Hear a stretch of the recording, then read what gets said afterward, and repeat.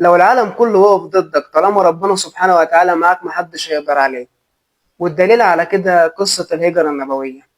لما اشتد أذى كفار قريش على المسلمين وأذن الله لنبيه محمد بالهجرة، بدأ الصحابة واحد ورا التاني يخرجوا للمدينة. الرسول صلى الله عليه وسلم كان منتظر الإذن من ربنا سبحانه وتعالى، ولما جاءه جبريل قال له: لا تبت هذه الليلة على فراشك.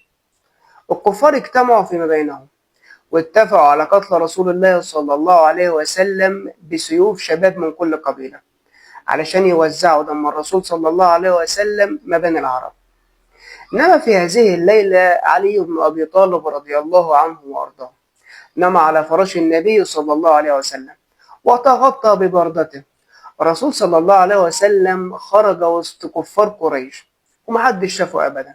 خرج وهو بيتلو: وجعلنا من بين أيديهم سدا ومن خلفهم سدا فأغشيناهم فهم لا يبصرون. النبي صلى الله عليه وسلم خرج مع صاحبه أبو بكر الصديق واتجهوا الغار علشان يستخبى فيه، ولكن الكفار وصلوا لحد باب الغار.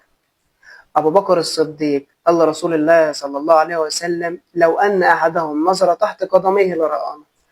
فالرسول رد عليه: ما ظنك باثنين الله ثالثهما.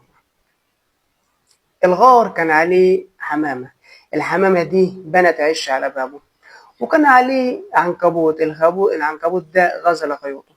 فالكفار قالوا: لو أن محمد دخل إلى هنا لانكسر العش والخيوط اتقطعت. بعد أيام خرجوا من الغار. سراقة بن مالك حاول يطاردهم، ولكن فرسه غاس في الأرض، فتيقن أن رسول الله صلى الله عليه وسلم محفوظ من رب العالمين.